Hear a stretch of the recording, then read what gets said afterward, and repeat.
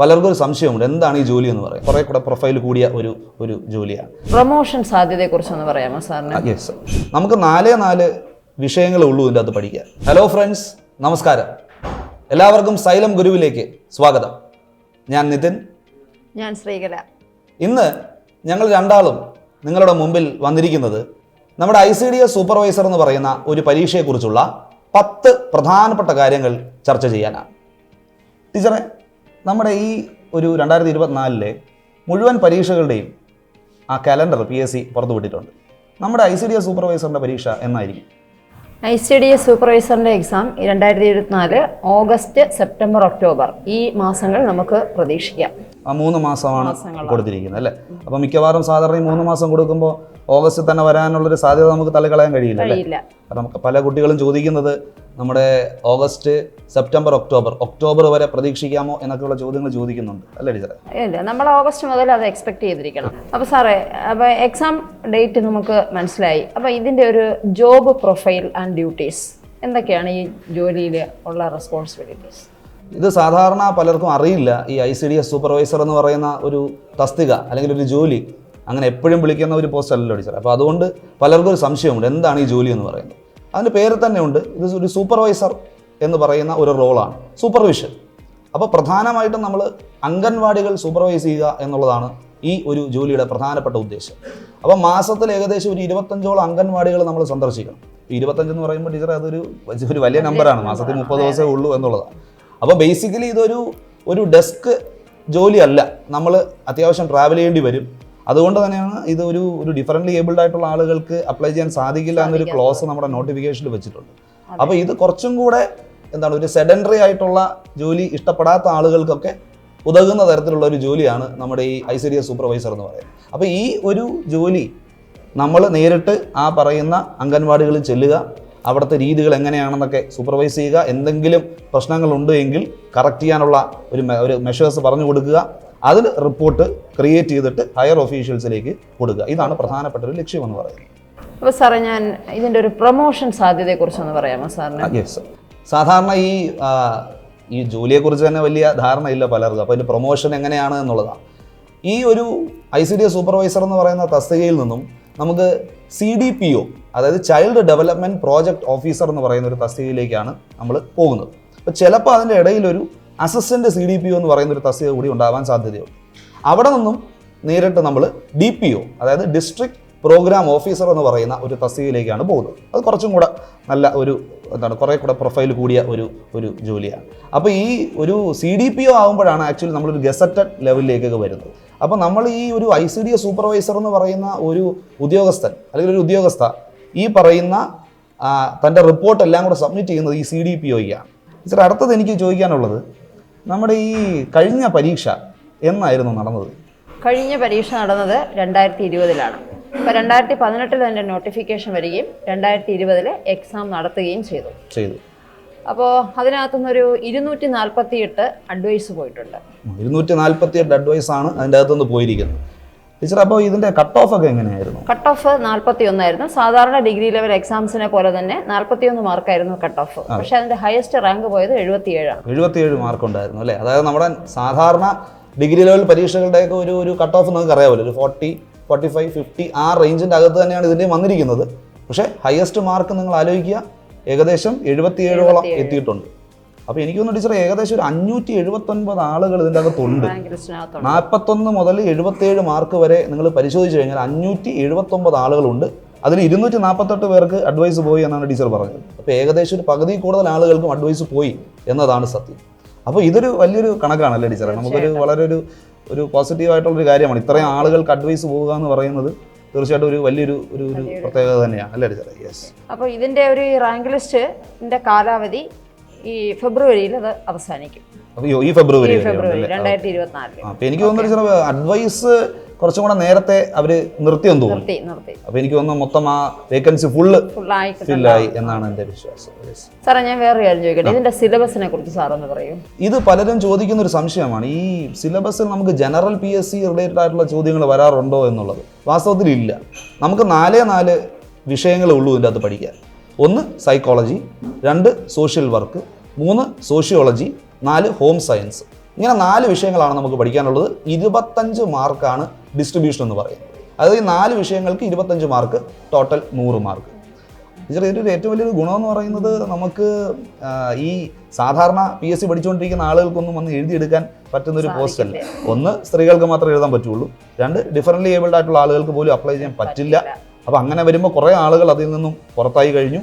പിന്നെ സാധാരണ ഡിഗ്രി ഉള്ള ആളുകൾക്കും പറ്റില്ല എന്നുള്ളതാണ് ഒരു പ്രത്യേകത. ഈ പറഞ്ഞ 4 വിഷയത്തിൽ ഡിഗ്രി ഉള്ള അല്ലെങ്കിൽ മറ്റേതെങ്കിലും ഡിഗ്രി ഉള്ള ബാലസേവിക സർട്ടിഫിക്കറ്റ് ഒക്കെ ഉള്ള പ്രീ പ്രൈമറി TTC ഉള്ള ആളുകൾക്കൊക്കെ അപ്ലൈ ചെയ്യാൻ പറ്റുള്ളൂ. അപ്പോൾ തീർച്ചയായിട്ടും അവർക്കതൊരു വലിയൊരു സാധ്യതയാണ് എന്നുള്ളതാണ്.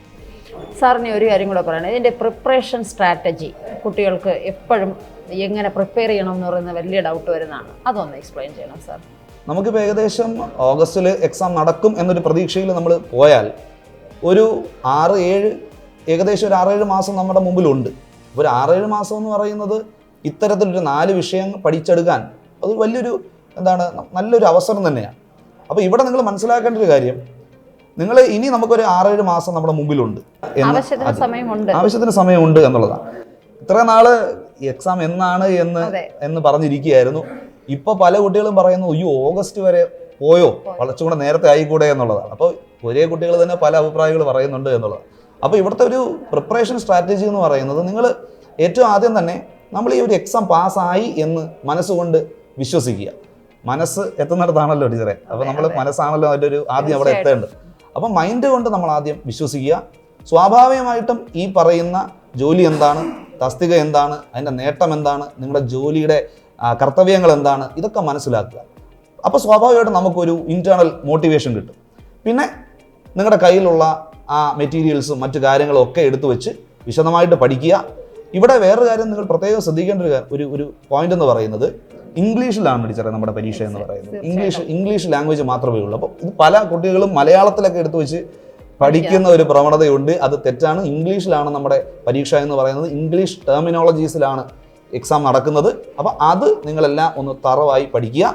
പിന്നെ പറ്റുമെങ്കിൽ ഈ എല്ലാ ദിവസവും റിവിഷൻ ചെയ്യുക എന്നൊക്കെ നമുക്ക് പറയാം അല്ലേ ടീച്ചറെ, പക്ഷേ അത് പ്രാക്ടിക്കലി പോസിബിൾ അല്ല. പറ്റുമെങ്കിൽ ഒരു വീക്ക്ലി നിങ്ങൾ ഒരു വീക്ക് പഠിച്ച കാര്യം റിവൈസ് ചെയ്യുക.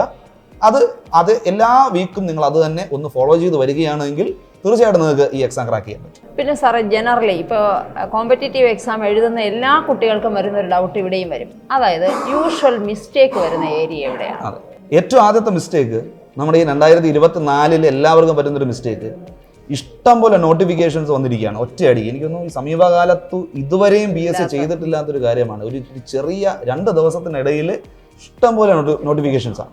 അതും ആളുകൾക്ക് പലർക്കും എഴുതാൻ പറ്റുന്ന പോസ്റ്റുകളുമാണ്. അപ്പോൾ ടീച്ചർ, നമ്മുടെ മുമ്പിൽ കുറേ ഓപ്ഷൻസ് കിട്ടുമ്പോഴത്തേക്കും നമുക്ക് ഇതിൽ ഏത് പിക്ക് ചെയ്യണമെന്നൊരു കൺഫ്യൂഷൻ കുട്ടികൾക്ക് എല്ലാവർക്കും ഉണ്ട്. ICDS എഴുതണമെന്ന് വിശ്വസിച്ചിരുന്ന പല ആളുകളും ഇനിയിപ്പോൾ LSDS എഴുതണോ അല്ലെങ്കിൽ സബ് ഇൻസ്പെക്ടർ എഴുതണോ ഇങ്ങനെയൊക്കെ ഉള്ള ചിന്തയിലേക്ക് എത്തിയിട്ടുണ്ട്. അത് മാക്സിമം നിങ്ങൾ ഒഴിവാക്കുക. നിങ്ങളൊരു എക്സാം ഫോക്കസ് ചെയ്യുകയാണ് എങ്കിൽ അത് ഫോക്കസ് ചെയ്ത് പഠിക്കുക. അപ്പോൾ ഈ ഫോക്കസ് ചെയ്ത് പഠിക്കാത്തതാണ് ഒന്നാമത്തെ പ്രധാനപ്പെട്ട മിസ്റ്റേക്ക്. 2, ഈ ICDS എന്ന് പറയുന്ന ഈ പരീക്ഷയിൽ സൈക്കോളജി എന്ന് പറയുന്നൊരു വിഷയമുണ്ട്. പക്ഷേ നമ്മുടെ നാട്ടിൽ അവൈലബിൾ ആയിട്ടിരിക്കുന്ന സൈക്കോളജി പുസ്തകങ്ങളെല്ലാം LP UP അല്ലെങ്കിൽ കേറ്ററ്റ് ഓറിയൻറ്റഡ് ആയിട്ടുള്ള പുസ്തകങ്ങളാണ്. അപ്പോൾ എല്ലാം ഒരു ക്ലാസ് റൂം സെറ്റിങ്ങിലുള്ള ഒരു ടീച്ചിങ് ലെവലുള്ള സൈക്കോളജിയാണ്. നമുക്ക് അങ്ങനെയുള്ള സൈക്കോളജി അല്ല. ഇപ്പോൾ നമ്മുടെ സിലബസിൽ തന്നെ മെൻ്റൽ ഡിസോർഡേഴ്സിനെ കുറിച്ചൊക്കെ ഉണ്ട്.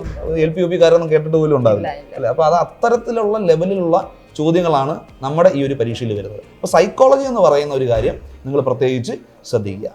മൂന്നാമതൊരു കാര്യം, ഈ ICDS സൂപ്പർവൈസർ എന്ന് പറയുന്ന ഈ എക്സാം പലരും ആദ്യമായിട്ട് എഴുതുന്ന ആൾക്കാരുണ്ട്. അതായത് ആദ്യമായിട്ടൊരു PSC പരീക്ഷ എഴുതുന്നത് ഈ പരീക്ഷയാണ്. അങ്ങനെയുള്ള കാൻഡിഡേറ്റ്സ് ഇഷ്ടം പോലെ ഉണ്ട്. അപ്പോൾ അവരെ സംബന്ധിച്ച് എന്താണ് PSC പരീക്ഷയെന്നോ നമ്മുടെ നെഗറ്റീവ് മാർക്സ് എങ്ങനെയാണെന്നോ അല്ലെങ്കിൽ ഒരു ശരി ഉത്തരത്തിന് എത്ര മാർക്ക് കിട്ടുമെന്നോ ഇതിനെക്കുറിച്ചൊരു ധാരണയില്ല.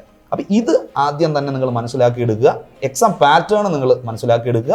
അതോടൊപ്പം തന്നെ ഈ മോക്ക് ടെസ്റ്റ് അറ്റൻഡ് ചെയ്യാത്തത് വലിയൊരു മിസ്റ്റേക്ക് ആയിട്ട് അത് എപ്പോഴും പറ്റുന്നതാണ്. കാരണം നമ്മൾ ഈ ഒരു 1.25 അല്ലെങ്കിൽ 1.5 മണിക്കൂർ ഗ്യാപ്പിന് ഇടയിൽ നമുക്കത് മാക്സിമം പെർഫോമൻസ് കിട്ടണമെങ്കിൽ അത് നമ്മൾ സെറ്റ് ചെയ്ത് ഇപ്പം നമ്മൾ എക്സാം എഴുതാൻ ഒറിജിനൽ പോകുമ്പോൾ പല എക്സാം എഴുതിയ എക്സ്പീരിയൻസ് അവിടെ വന്നു കഴിഞ്ഞു. അതെ ടീച്ചർ. കാരണം നമ്മൾ എന്താണോ പ്രാക്ടീസ് ചെയ്യുന്നത് അത് മാത്രമേ നമുക്ക് അവിടെ ചെന്ന് റെപ്ലിക്കേറ്റ് ചെയ്യാൻ പറ്റൂ. അപ്പോൾ അത് മാക്സിമം ചെയ്യുക എന്നുള്ളതാണ്. അപ്പോൾ മോക്ക് ടെസ്റ്റ് ചെയ്യുക എന്നുള്ളതാണ് മറ്റൊരു പ്രധാനപ്പെട്ട ഒരു കാര്യം. അത് ചെയ്യാതിരിക്കുന്നതാണ് ഇവിടുത്തെ പ്രധാനപ്പെട്ട ഒരു മിസ്റ്റേക്ക് എന്ന് പറയുന്നത്. സാർ ഓൾറെഡി പല പ്രാവശ്യം മെൻഷൻ ചെയ്തെങ്കിലും ഞാൻ ഒന്നുകൂടെ ചോദിക്കുകയാണ്, ഇതിൻ്റെ മെറ്റീരിയൽസ് നമുക്ക് എങ്ങനെ അവൈലബിൾ ആകും?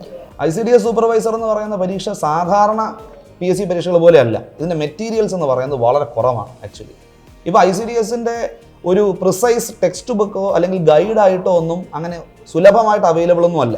ഇനി അങ്ങനെ അവൈലബിൾ ആണെങ്കിൽ തന്നെ നമുക്കറിയാമല്ലോ ഒരു ഡിഗ്രി ലെവൽ കണ്ടന്റ് എത്രത്തോളം അതിൻ്റെ അകത്ത് ഉൾപ്പെടാൻ പറ്റുമെന്നുള്ളത്. അത് മാത്രമല്ല ടീച്ചറെ, ഇനിയിപ്പോൾ നമുക്ക് പ്രസ്താവന ചോദ്യങ്ങളും കൂടെ പ്രതീക്ഷിക്കാം. അപ്പോൾ കഴിഞ്ഞ തവണത്തെ എക്സാമിനേഷന് പ്രസ്താവന ചോദ്യങ്ങളില്ലായിരുന്നു. അപ്പോൾ 100 പ്രസ്താവന ചോദ്യമൊന്നും ചോദിക്കാനൊന്നും പോകുന്നില്ല.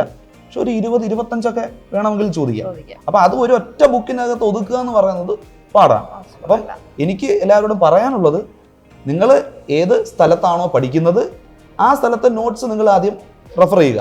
പ്ലസ് നിങ്ങൾക്ക് ഓൺലൈൻ ആയിട്ടുള്ള മെറ്റീരിയൽസും നിങ്ങൾ നല്ല രീതിയിൽ ഉപയോഗിക്കണം. കാരണം നമ്മുടെ സിലബസ് നിങ്ങളൊന്ന് അനലൈസ് ചെയ്ത് കഴിഞ്ഞാൽ പല സ്ഥലത്തു നിന്നുള്ള കണ്ടന്റ് ഇൻക്ലൂഡ് ചെയ്തിട്ടുണ്ട്. അതൊരു വലിയൊരു അടുക്കും ചിട്ടയൊന്നും ഇല്ല വാസ്തവത്തിൽ. പല സെക്ഷൻസ് റെപ്പറ്റീഷൻ ആയിട്ട് വന്നിട്ടുണ്ട്. അപ്പോൾ നിങ്ങൾ പഠിക്കുന്ന സ്ഥാപനത്തിൻ്റെ നോട്ട്സും അതോടൊപ്പം തന്നെ ഓൺലൈൻ ആയിട്ടുള്ള ഇപ്പോൾ സ്കീമുകളൊക്കെ ഉണ്ട് ടീച്ചറെ. ഇപ്പോൾ പോവർട്ടി അലീവിയേഷൻ പ്രോഗ്രാംസ് എന്നൊക്കെ പറഞ്ഞ് നമ്മുടെ ഹോം സയൻസിലൊക്കെ പഠിക്കാനുണ്ട്. അപ്പോൾ ഈ സ്കീമുകളൊന്നും നമുക്ക് ഒരിക്കലും ഒരു ടെക്സ്റ്റിൽ നിന്ന് പഠിക്കാൻ പറ്റില്ല. നിങ്ങൾ അതാത് ഗവൺമെൻറ് സൈറ്റിൽ ചെന്ന് തന്നെ ഇത് വായിച്ച് മനസ്സിലാക്കുക എന്നുള്ളതാണ്. അതുപോലെ തന്നെ ICDSൻ്റെ ഒക്കെ തന്നെ വെബ്സൈറ്റ് ഉണ്ട്. അതുപോലും വായിക്കാതെയൊക്കെ പലരും എക്സാമിനേഷന് പോകും. അതൊക്കെ ഒരു പ്രധാനപ്പെട്ട മിസ്റ്റേക്ക് ആണ് എന്നുള്ളതാണ്. അപ്പോൾ മെറ്റീരിയൽസിനെ കുറിച്ച് ഇത്രയുമാണ് പറയാനുള്ളത്. ടീച്ചറെ, ഏറ്റവും അവസാനത്തെ ഒരു ചോദ്യം, എന്തുകൊണ്ട് നമ്മൾ സൈലത്തിൻ്റെ ഭാഗമാകണം? അതിൽ ഒന്നാമതായിട്ട് എനിക്ക് പറയാനുള്ളത്, നമ്മുടേതെല്ലാം ലൈവ് ക്ലാസ്സുകളാണ്. അപ്പോൾ ലൈവ് ക്ലാസ്സിൽ നിങ്ങൾക്ക് അറ്റൻഡ് ചെയ്യാൻ പറ്റിയില്ലെങ്കിൽ തീർച്ചയായിട്ടും നമ്മുടെ ആപ്പിൽ അതിൻ്റെ റെക്കോർഡഡ് വെർഷൻ ഉണ്ടാവും, നിങ്ങൾക്ക് നോക്കാം. ലൈവ് ക്ലാസ്സിൽ വരുന്നത് കൊണ്ട് തന്നെ നിങ്ങൾക്ക് ഡൗട്ട്സ് നേരിട്ട് ചോദിച്ച് ക്ലിയർ ചെയ്ത് പോകാം. പിന്നെ നമ്മൾ ഈ തിയറി ക്ലാസ് എടുക്കുന്നതോടൊപ്പം തന്നെ MCQ, അതായത് ആ പഠിപ്പിച്ച അത്രയും ഭാഗത്തിൻ്റെ മൾട്ടിപ്പിൾ ചോയ്സ് ക്വസ്റ്റ്യൻസ് കൂടി ഡിസ്കസ് ചെയ്ത് നിങ്ങളെ കൊണ്ട് ആൻസർ ചെയ്യിപ്പിച്ചിട്ടാണ് പോകുന്നത്. അപ്പോൾ നമ്മുടെ ഈ കോഴ്സ് ജോയിൻ ചെയ്ത് പഠിച്ചുകൊണ്ടിരിക്കുന്ന കുട്ടികൾക്ക് നന്നായിട്ട് അറിയാം നമ്മുടെ ക്ലാസ്സുകൾ എത്ര എഫക്റ്റീവായിട്ടാണ് പോകുന്നതെന്ന്. അതാണ് എനിക്ക് പറയാനുള്ളത്. സാർ പറയൂ. അതോടൊപ്പം തന്നെ നമ്മുടെ വീക്ക്ലി ടെസ്റ്റ്, അതൊരു പ്രധാനപ്പെട്ട കാര്യമാണ്. ഞാൻ നേരത്തെ പറഞ്ഞത് തന്നെ, എല്ലാ ദിവസവും റിവിഷൻ പോസിബിൾ അല്ല എങ്കിൽ പോലും ഒരു വീക്ക്ലി ടെസ്റ്റും കൂടെ നിങ്ങളൊന്ന് ചെയ്തു കഴിഞ്ഞാൽ തീർച്ചയായിട്ടും നമുക്ക് നല്ലൊരു മാർക്ക് സ്കോർ ചെയ്യാൻ സാധിക്കും എന്നുള്ളതാണ്. അതോടൊപ്പം തന്നെ നമ്മുടെ മെറ്റീരിയൽസ് അല്ലേ, ഞാൻ നേരത്തെ പറഞ്ഞ എല്ലാ സോഴ്സുകളും ഉപയോഗിച്ച് തന്നെയാണ് നമ്മൾ മെറ്റീരിയൽസ് കമ്പൈൽ ചെയ്ത് പ്രിപ്പയർ ചെയ്യുന്നത്. അപ്പോൾ ആ തരത്തിലുള്ള മെറ്റീരിയൽസ് എല്ലാം നമുക്ക് എന്ത് ചെയ്യാം, നിങ്ങൾക്ക് അത് യൂസ് ചെയ്ത് പഠിക്കാമെന്നുള്ളതാണ്. ഇപ്പോൾ തന്നെ നമ്മുടെ ബാച്ചിൽ അത്യാവശ്യം നല്ല കുട്ടികളുണ്ട്, നല്ല ഫീഡ്ബാക്ക് ഉണ്ട്, നല്ലപോലെ ബാച്ച് റണ്ണിങ് ആണ്. അപ്പോൾ നിങ്ങൾക്ക് ആർക്കെങ്കിലും താല്പര്യമുണ്ട് എങ്കിൽ തീർച്ചയായിട്ടും നമ്മുടെ സൈലത്തിൻ്റെ ഭാഗമാകുക. നിങ്ങൾക്ക് നമ്മൾ ഉറപ്പ് നൽകുന്നത് നല്ല ക്വാളിറ്റി ക്ലാസ്സസ്, ക്വാളിറ്റി മെറ്റീരിയൽസ്, നിങ്ങൾക്ക് ഡൗട്ട്സ് എപ്പോൾ വേണമെങ്കിലും നമ്മളെ വിളിച്ച് ചോദിക്കാം. അതെല്ലാം നമ്മൾ ക്ലിയർ ചെയ്ത് തരുന്നതായിരിക്കും, അതും അഫോർഡബിൾ റേറ്റിൽ എന്നുള്ളതാണ്. ഓക്കെ ഫ്രണ്ട്സ്, അപ്പോൾ ഇന്നത്തെ ഈ ഒരു സെഷൻ നമ്മുടെ ICDS സൂപ്പർവൈസർ എക്സാമിന് വേണ്ടി തയ്യാറെടുക്കുന്ന കുറച്ച് പേർക്കെങ്കിലും ഗുണം ചെയ്തു എന്നാണ് എൻ്റെ വിശ്വാസം. അപ്പോൾ ഇതുപോലെയുള്ള സെഷൻസുമായിട്ട് ഞാനും ശ്രീകല ടീച്ചറും ഇനിയും നിങ്ങളുടെ മുമ്പിലേക്ക് എത്തും. അപ്പോൾ എല്ലാവർക്കും വിജയാശംസകൾ. Thank you so much.